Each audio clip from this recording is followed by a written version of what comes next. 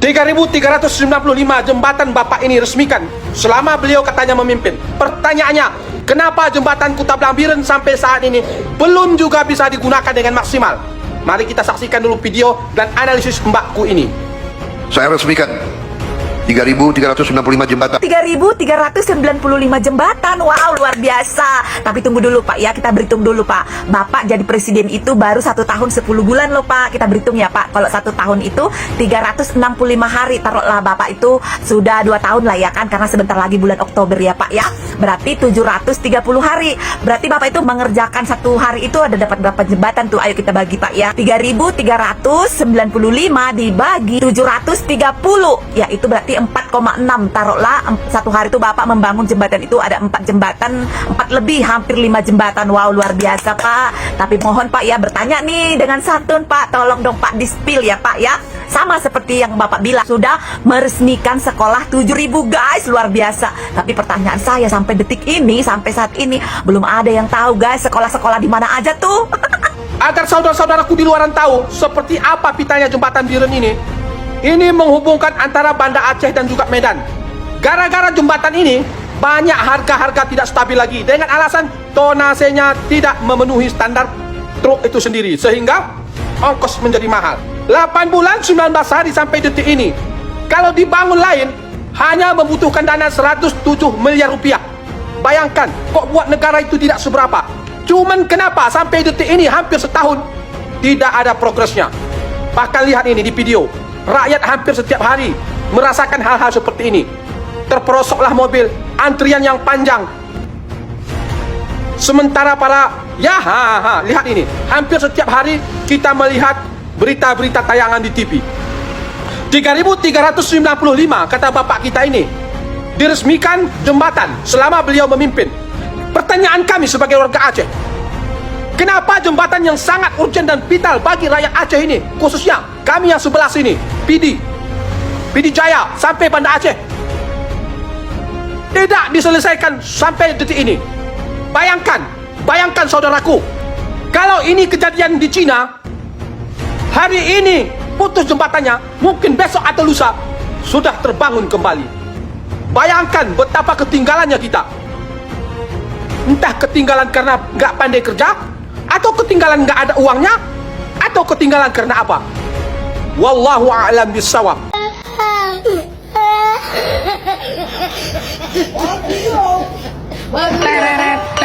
Kendang, 2026 ini saja realisasi investasi mencapai 1.010 triliun rupiah. Aduh, Wowo, itu dibaca 1010, bukan 1010.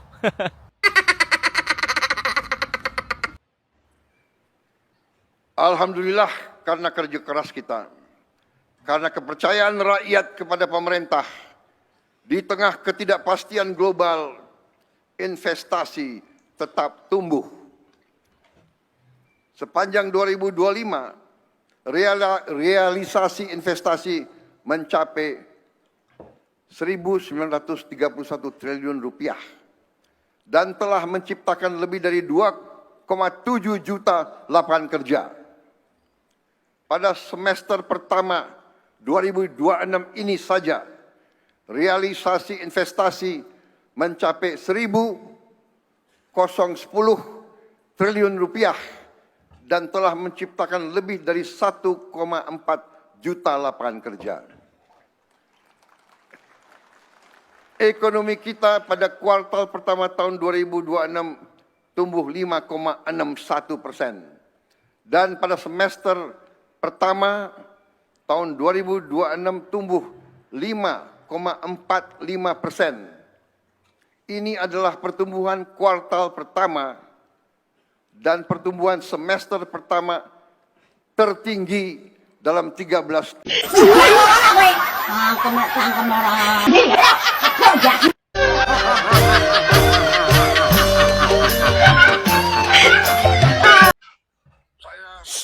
Rumah mendapat laporan berisik. ibu-ibu yang meninggal karena harus menempuh jalan 7 jam sampai 9 jam pada saat melahirkan. Pada saat sudah waktu mau pecah harus 9 jam karena tidak ada jalan yang baik, karena jembatan tidak bagus. Akhirnya banyak ibu-ibu meninggal di daerah-daerah yang tidak jauh dari ibu kota. Untuk itu kita harus mencari terobosan inovatif. Salah satu jalan adalah ambulans udara, bahkan nanti juga tim dokter terbang. Kok ya wis gaginane arep nggawe ambulan udara lho. Pak kok ngene men to yo ngene lho Pak. Iki kan masalahnya dalane sing rusak, jembatan sing rusak sampai menghambat perjalanan ibu-ibu sing arep bayi kuwi mang ya kan. Mbok sampai pecah ketuban, mbok sampai pecah nyawone nang kono ya kan. Iki masalahe nek dalan wis rusak, jajalo diperbaiki dhisik. Kae bakul aspal yo enek, bakul wedi yo enek, koral semen yo enek, cor-coran molene pun yo enek, Pak. Lah nyapa dadak bedal-bedal golek ambulan udara? Iki ngene, iki cara mono doktere dikongkon miber, mbok pasang kitiran, Pak. Baling-baling bambu kok nggak Doraemon? Yo alah, Pak. Kuwi lho dalane didandani dhisik, jembatan didandani. Engko nek kirane gak ngatasi, lagek golek ambulan udara. Lah kuwi dhuwit nggo tuku ambulan udara karo nggo tuku baling-balinge dokter-dokter sing arep miber, kuwi kena dinggo dandani ratan, Pak. Ini sese kok gak plenger ki lho rakyatmu, Pak. Pak jan gendeng tenan aku. Gak suka ya.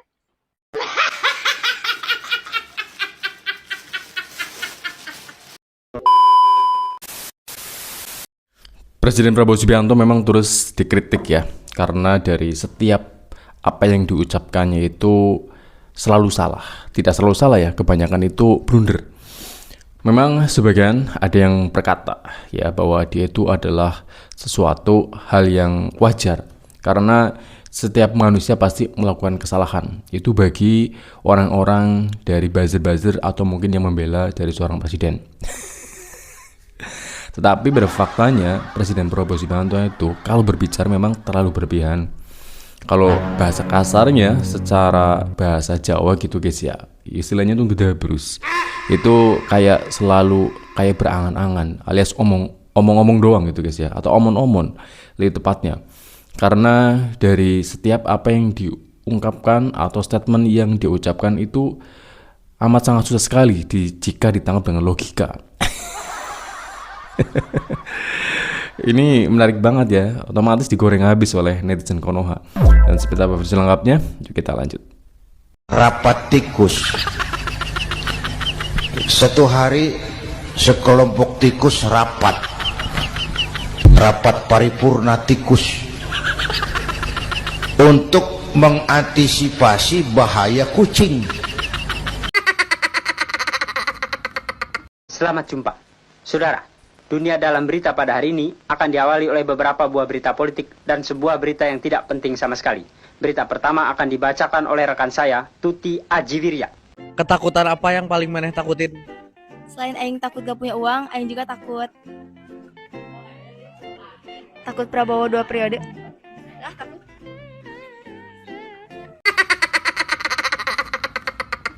Hari ini hadir bersama kita Ibu Susana dari Kabupaten Bogor. Ia bekerja sebagai buruh harian, mengupas bawang dengan upah Rp700.000 per kilogram. Saudara-saudara sekalian, kita juga akan membangun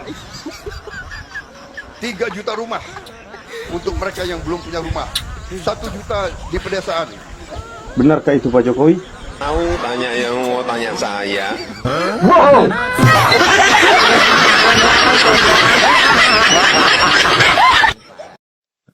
Berdosalah pemerintah yang berbohong kepada rakyatnya. Berdosalah pemimpin yang berbohong kepada rakyatnya. Berkhianatlah pemimpin yang tidak setia kepada kepentingan negara di atas segala kepentingan. Saya ingin jadi presiden karena saya sudah lihat dari tahun 90-an Indonesia menuju arah yang salah.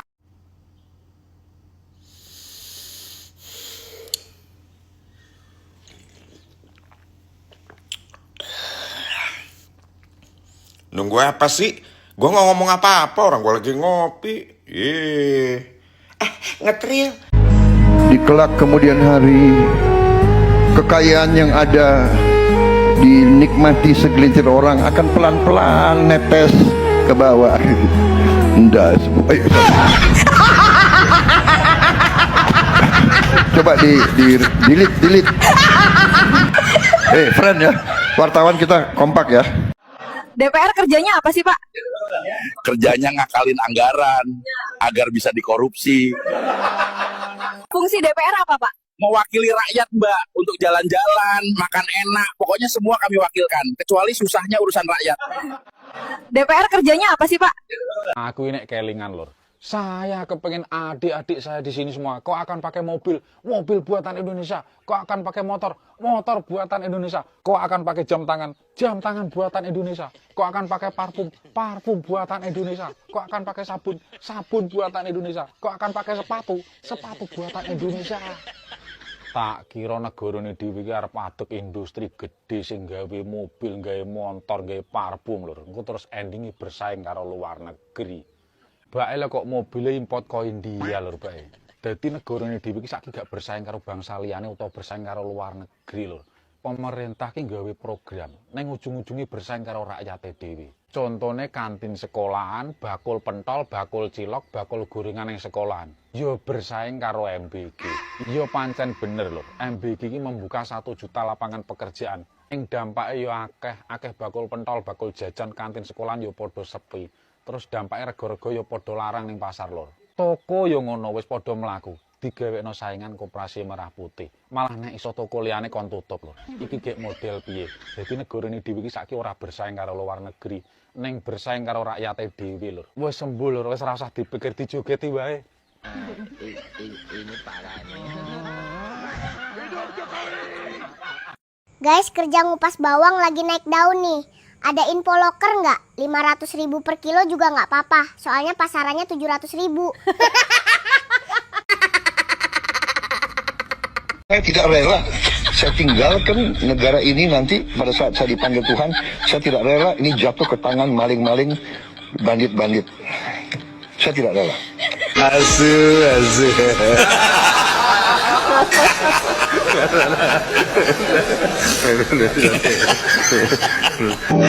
SPPG katanya 800 sekian ditutup. 13.000 yang baru ngantri dibuka. Setan. Kepala BGN yang baru, si Yono. Mas Dar katanya. Dor. Ya. Oke, Sudari Yono ya. Apakah dia berani menutup SPPG milik TNI yang dijalankan di bawah Kodim yang melakukan meracuni anak-anak di Brastagi Karo? Berani nggak tutup? Berani nggak tutup? Nggak berani. Berani nggak pidanakan? Berani. Berani nggak tutup dan pidanakan? Kalau cuman bisanya nempel stiker aja di rantang MBG, maksimal dimakan 4 jam, ya maaf, terlalu bego. Kalau buat nyetak stiker doang, ya, lalu itu dipakai untuk menjustifikasi bahwa kami sudah berbuat sesuatu. Betapa luar biasanya cara Allah menyatakan ini semua. Kepala BGN-nya diganti, ASN sekian ratus atau sekian ribu dipecat katanya. SPPG katanya 800 sekian ditutup. 13.000 yang baru ngantri dibuka. Setan. 800 ditutup, 13.000 mau buka. Insentif 6 juta per harinya jalan. Dajjal.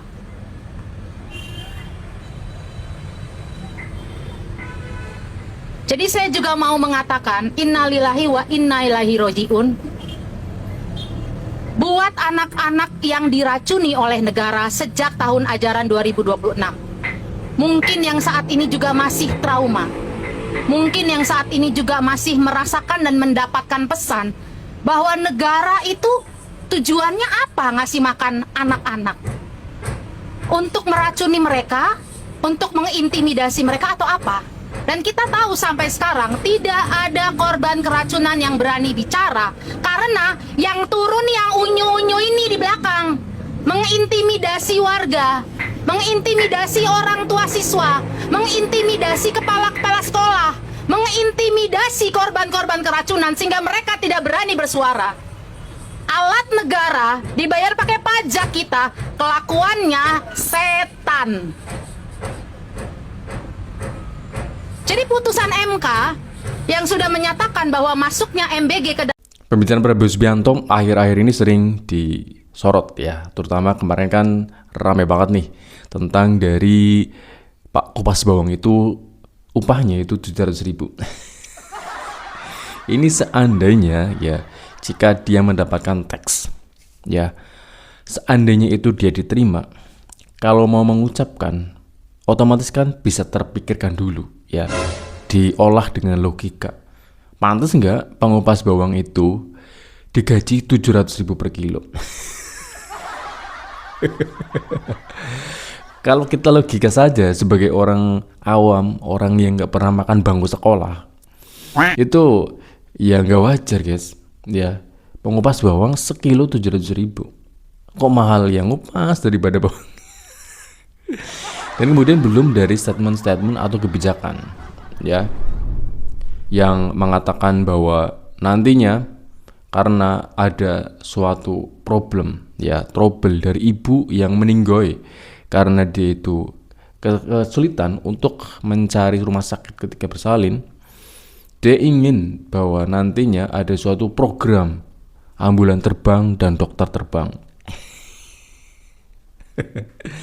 Ini mungkin adalah suatu kebijakan yang paling lucu sekali ya, seperti misalnya gentengisasi. Dia mengungkapkan bahwa rumah-rumah di Indonesia itu akan lebih cantik dan lebih estetik dan bahkan lebih aman jika pakai genteng. Maka dia mencanangkan program gentengisasi. Tapi pada kenyataannya bahwa Koperasi Desa Merah Putih yang dia bangun itu menggunakan asbes bukan ya, spandek alias bajaringan lah.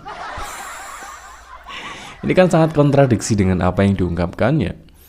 Otomatis ya, dari masyarakat kono itu semakin cerdas dalam menilai seorang presiden. Perkataannya tuh ngedabrus apa enggak gitu guys ya. Bahkan yang paling konyol banget ya, setiap lawatannya ke luar negeri, setiap pulang dia mempunyai oleh-oleh. Dan dia berpidato mengatakan bahwa jika dia itu pulang nih tiba-tiba, siswa di Indonesia itu harus belajar bahasa Prancis, bahasa Inggris, bahasa Portugis. Sedangkan mata pelajaran di Konoha saja itu sudah banyak banget ya. Dan ini menjadi sebuah bahan gorengan habis ya. Ya mungkin bukan suatu ejekan ya, suatu dari kritik yang seharusnya itu didengar ya, bukan diterima dengan marah-marah dan sebagainya. Dan kemudian seorang pemerintah itu sebenarnya seharusnya itu lebih aware ya, bukannya makan nggak jelas kesana kemari gitu guys ya. Apalagi seperti apa yang dikatakan oleh Hasan Hasbi, pemerintah berhak mengata-ngatai rakyat. Sekian, assalamualaikum warahmatullahi wabarakatuh. Ciao.